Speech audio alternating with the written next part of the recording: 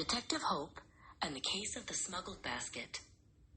In a sun-filled room with maps on the walls, Detective Hope, the Sniffles Jaggy, straightened his brown beret.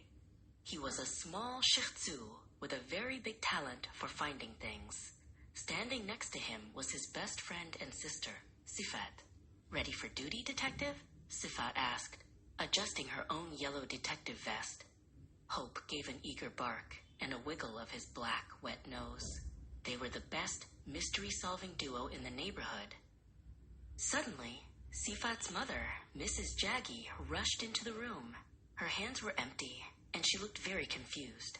"Sifat, Hope, the golden basket is gone," she cried. "I left it on the porch for the picnic.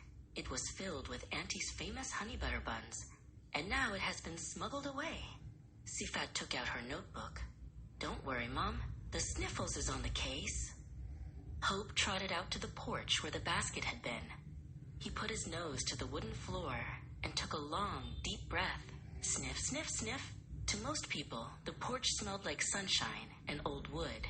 But to Hope, the air was full of stories. He could smell the sweet honey and the creamy butter from the buns, but there was something else. A fuzzy pine needle scent that didn't belong. "Did you find a trail, Hope?" Sifat whispered. Hope let out a sharp woof and began to trot down the garden path. He followed the invisible ribbon of honey butter scent that floated in the breeze.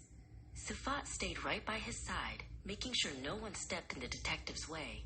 "Follow that nose," she cheered. They were a team, and nothing could stop them when they worked together. The trail led them to the edge of the garden fence, where Misty, the neighbor's ginger cat, was sunning herself. Sifat knelt down to talk to her. "Excuse me, Misty," Sifat said politely. "Did you see anyone smuggling a basket past here?"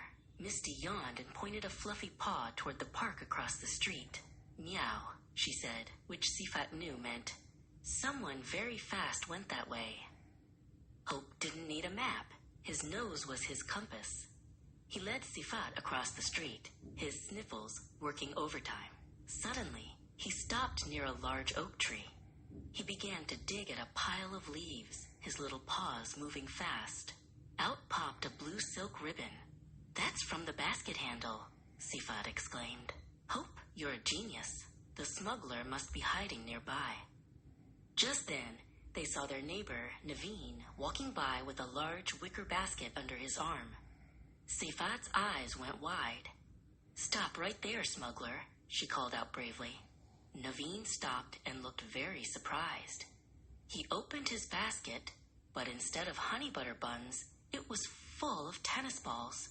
"I'm just going to the court, Sifat," he said with a laugh. Sifat blushed. "Sorry, Naveen. False alarm." Hope gave a little whine and tugged at Sifat's pant leg. He wasn't distracted by the tennis balls. He had found a new scent, the smell of puppy breath and wicker.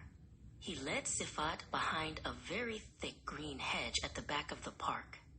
"Wait for me, Hope," Sifat called as she pushed through the leaves. On the other side was a secret hollow under a weeping willow tree. Inside the hollow, they found the golden basket. It wasn't a professional smuggler who had taken it, but Barnaby, the new golden retriever puppy from down the lane. Barnaby was fast asleep, curled up next to the basket. He hadn't eaten a single bun. He just liked the smell of the honey and wanted a cozy place to nap. Hope walked up and gave Barnaby a friendly lick on the ear. Sifat and Hope brought the basket and the sleepy puppy back home. Mrs. Jaggy was so happy, she gave Hope an extra-large dog treat and Sifat a giant hug. "Mission accomplished, partner," Sifat whispered, sitting on the rug with her brother. Hope let out a happy sigh, his brown beret slightly crooked, and rested his head on Sifat's lap. The case of the smuggled basket was closed.